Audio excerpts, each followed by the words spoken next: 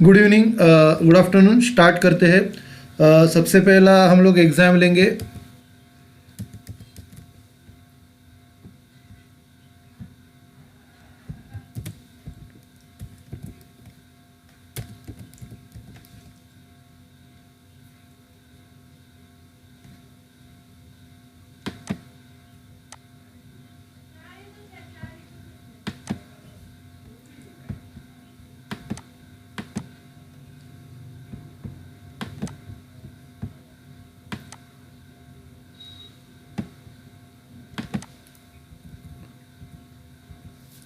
Okay, सबसे पहला मुझे बेसिस ऑफ डिपार्टमेंटेशन बताओ। जो बेसिस हम लोग ने पढ़े थे वो मुझे बेसिस ऑफ डिपार्टमेंटेशन बताओ। सबसे पहला बेसिस ऑफ डिपार्टमेंटेशन बताओ।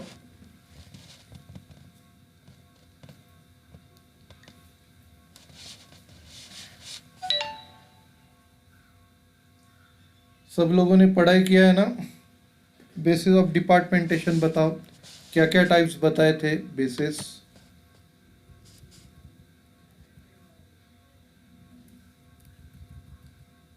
अच्छा, पढ़ाई नहीं किया। सबसे पहला जो है department by function, departmentation by functions. उसके बाद डिपार्टमेंटेशन बाय एरिया। फिर अगला जो है डिपार्टमेंटेशन बाय प्रोडक्ट। उसके बाद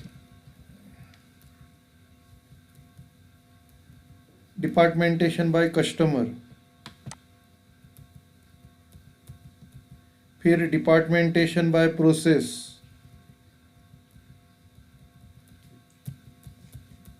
फिर departmentation bye task force.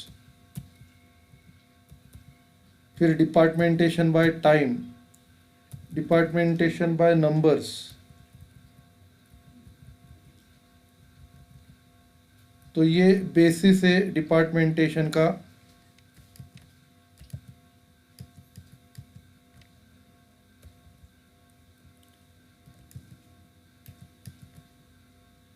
Okay,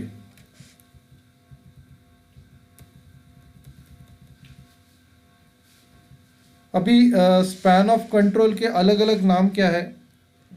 span of control के अलग अलग नाम क्या है? तो स्पैन ऑफ कंट्रोल के अलग अलग नाम है।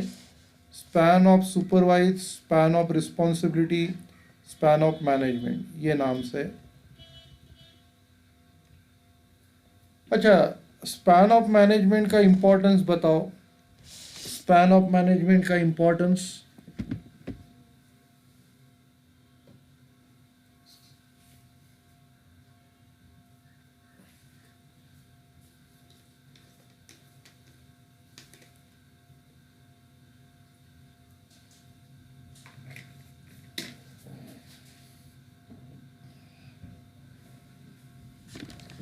Yes, better supervision and control. अगला क्या है? Better supervision and control. उसके बाद नेक्स्ट क्या है?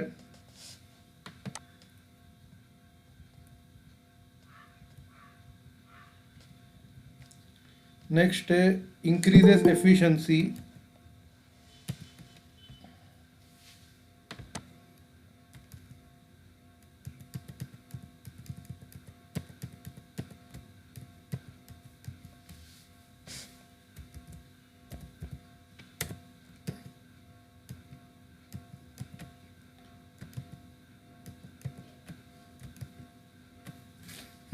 Okay, good personal relation, very good.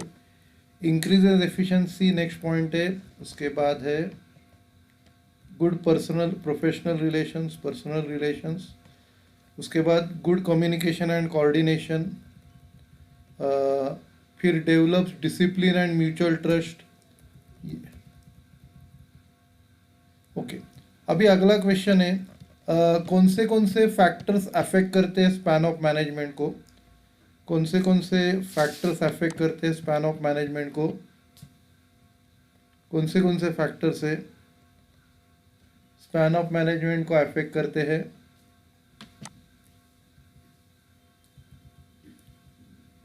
Nature of work, very good. nature of work, capacity of supervisors, superiors, delegation of authority, fixation of responsibility,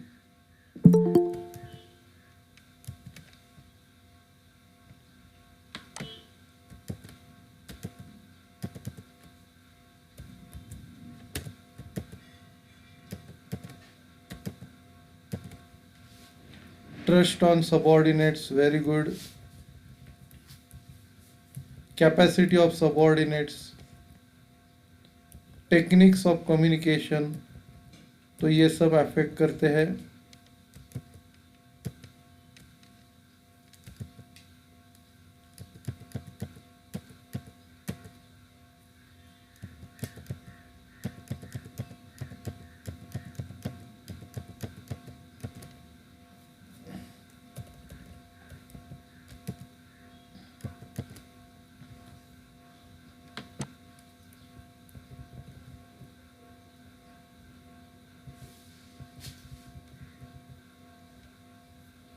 अच्छा, toll organisation के features बताओ।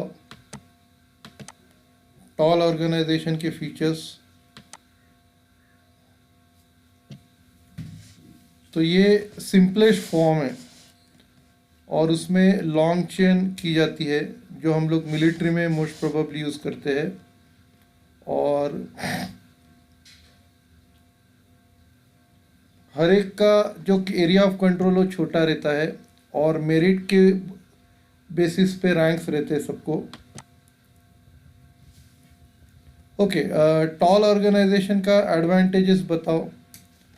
Toll organisation का advantages, सबसे पहला quality improve होती है supervision के वजह से। फिर डिसिप्लिन है, सुपीरियर सबॉर्डिनेट रिलेशनशिप अच्छे रहते हैं, कंट्रोल अच्छा रहता है। बाद में मैनेजर को टाइम मिलता है प्लानिंग के लिए। उसके बाद मैनेजर को फ्यूचर एक्टिविटीज़ के लिए, कोऑर्डिनेशन के लिए टाइम मिलता है। फिर सबॉर्डिनेट्स के एफर्ट्स को कोऑर्डिनेट किया जाता है, वेरी गुड, म्यूचुअल ट्रस्ट। बाद में स्टाफ में डेवलपमेंट इनकरेज होता है, म्यूचुअल ट्रस्ट रहता है। ओके, डिसएडवांटेजेस बताओ। टॉल ऑर्गेनाइजेशन के डिसएडवांटेजेस क्या है? सबसे पहला, बहुत सारे लेवल्स क्रिएट होते हैं मैनेजमेंट में और कम्युनिकेशन में डिले होता है, डिसीजन भी डिले होते हैं और ये कॉस्टली है क्योंकि बहुत सारे मैनेजर्स इसमें इन्वॉल्व है। बाद में कोऑर्डिनेशन डिफ़िकल्ट है क्योंकि बहुत सारा लेवल से स्ट्रिक्ट सुपरविजन नहीं है, सॉरी स्ट्रिक्ट सुपरविजन है तो फ्रीडम नहीं है। जो रूटीन और स्टैंडर्ड जॉब है ना उसके लिए सूटेबल नहीं है।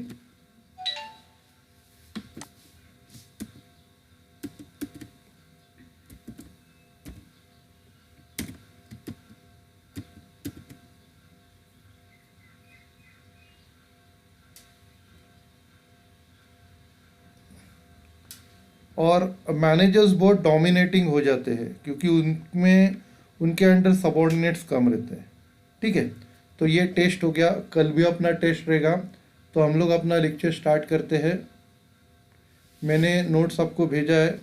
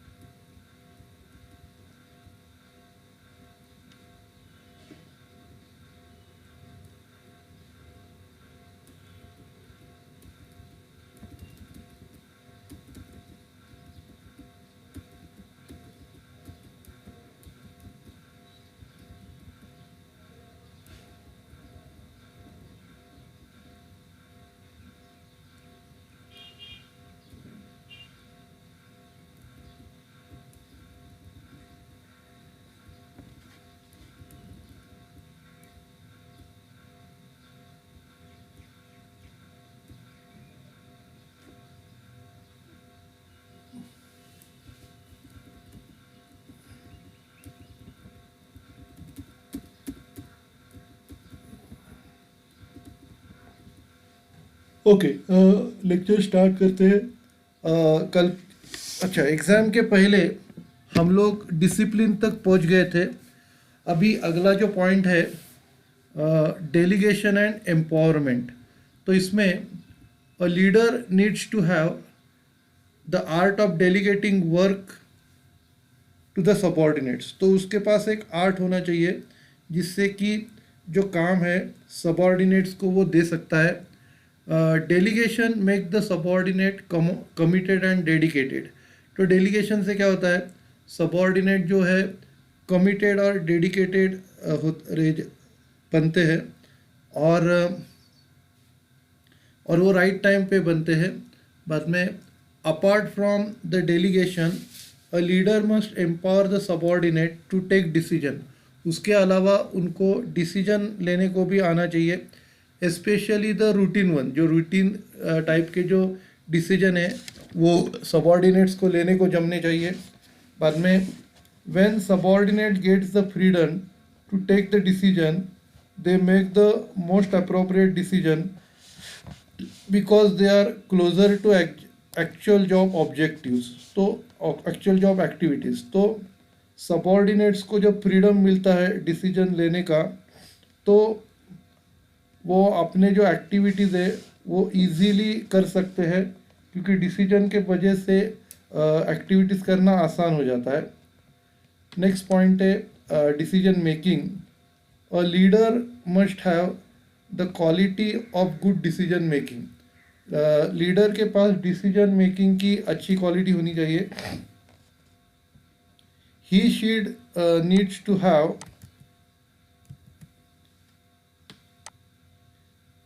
he she needs to have the right to take needs to take the right decision at the right time in the interest of the organization and that of the stakeholders including the subordinates. उसको उन लोगों को right decision लेना पड़ता है right time पे, और in the interest of the organization और स्टेक होल्डर्स, जिसमें सबॉर्डिनेट्स भी आते हैं। Wherever required he should consult the stakeholders before taking the decision to know their point of view. तो जिधर गरज पड़ती है तो उसको स्टेक होल्डर्स को कांटेक्ट करना है डिसीजन लेने से पहले, ताकि उनके पॉइंट ऑफ व्यू समझ में आए। Quick but quality decision is the answer to the success of the organization. मतलब अपने को फास्ट डिसीजन लेने हैं ज़रूर, लेकिन वो क्वालिटी डिसीजन होने चाहिए ताकि अपना ऑर्गेनाइजेशन को सक्सेस मिले। नेक्स्ट पॉइंट है patience. Most of all a leader needs to have a good patience. तो ज़्यादा करके लीडर के पास एक बहुत अच्छा पेशेंस होना चाहिए। He should have patience to take appropriate decision and not hasty decision. तो उसके पास पेशेंस होनी चाहिए अप्रोप्रिएट डिसीजन लेने के लिए, और उसको हेस्टी डिसीजन नहीं लेने हैं। He also needs patience to listen to the views opinion and complaints of the followers. तो उसको पेशेंट होने चाहिए फॉलोअर्स के व्यूज़ ओपिनियंस और कंप्लेंट सुनने के लिए भी उसके पास पेशेंस होना चाहिए। बाकी जो अदर क्वालिटीज़ है,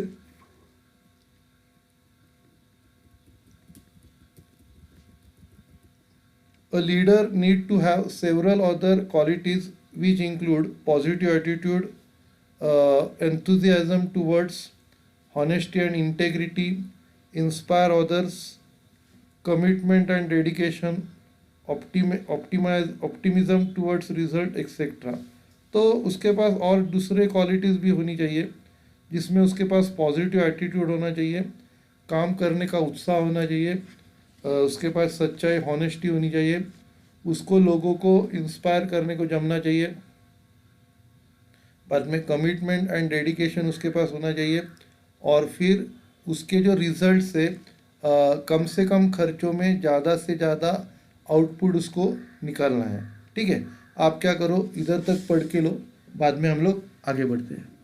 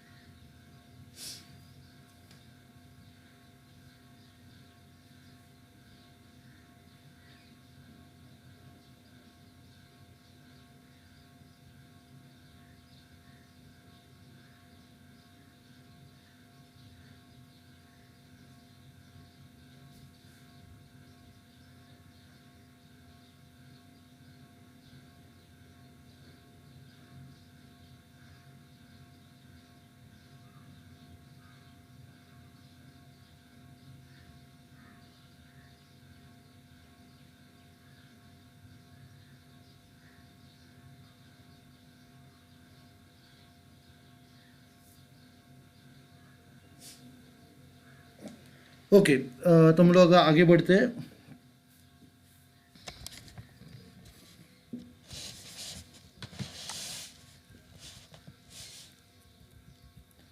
अभी अगला क्वेश्चन है कंट्रोलिंग, कॉन्सेप्ट ऑफ कंट्रोलिंग।